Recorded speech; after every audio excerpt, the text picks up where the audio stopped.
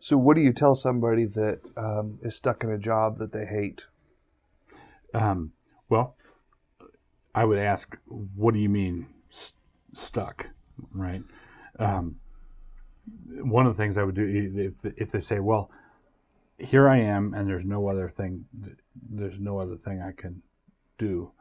I would say, well, without having, let's assume that I've got enough of a relationship with this person that the things I tell him or the things I'm just going to say now don't sound cold, harsh, and unfeeling. Right.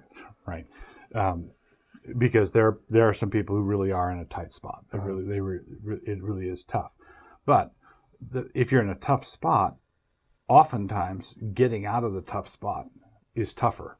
Right. So one of the reasons why people are stuck in a bad place is because extricating yourself from that bad place involves more intensive labor for a time, which at that time makes your situation more difficult. So let's say a guy is paid not very much. He's got a 40-hour-a-week dead-end job, Right.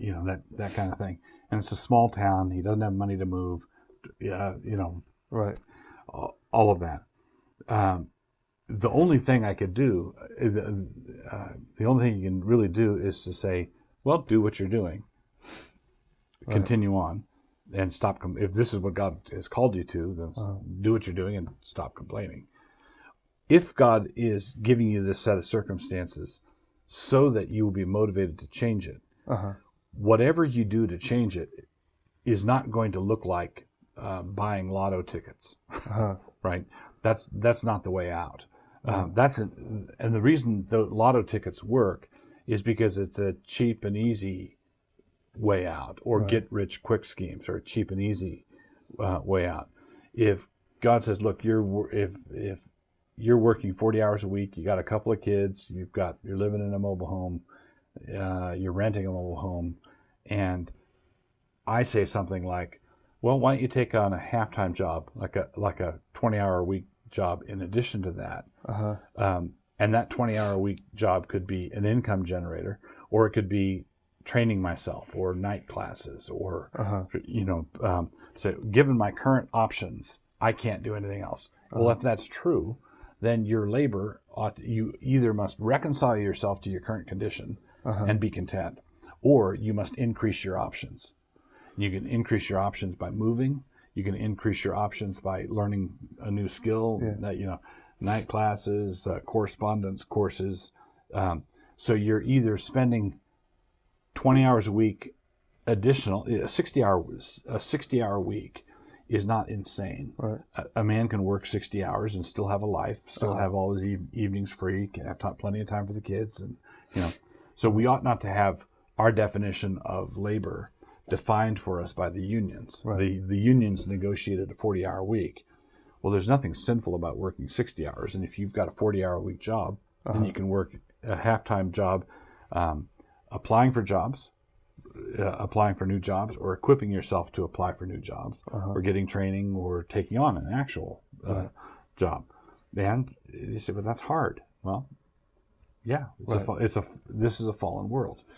So you have to embrace what you've got somehow. Is there a checklist for going through your own reasoning process when you say, I just can't stand my job? Like, let's say you've got a guy who's had 14 jobs in the last 8 years. There's immediately, you've got this sort of suspicion that the problem isn't the job, the problem is in the man. Right. How do you help somebody to think through their own heart and investigate whether this is somebody who just has got contentment issues? Yeah. 14 jobs in 2 years would do it for me. Right.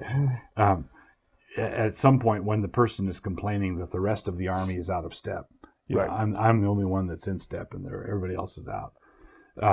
You would say, let's talk about that. Let's talk about the hard issues. If you're counseling this person, sometimes in marriage counseling, I'll ask a husband and wife.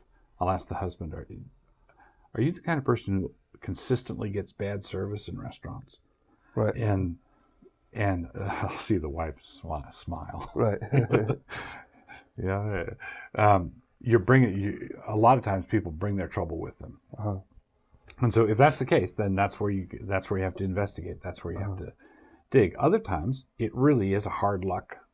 Sure. No fault of their own. They were laid up for a year and a half in the hospital, and there's just, and that's the place where the church and the deacons ministry and the people rallying around is very important. But it's important to rally around in such a way as to enable him to work.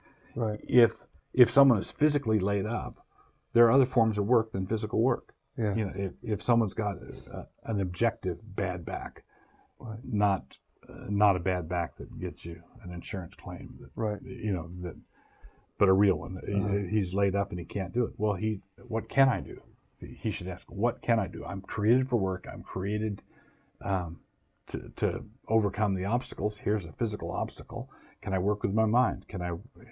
So this is one of the reasons why, when you see the paraplegic who paints beautiful pictures with a paintbrush in their teeth, one of the reasons why that is so noble is because they are defined by what they do, not by how bedbound they are. Right.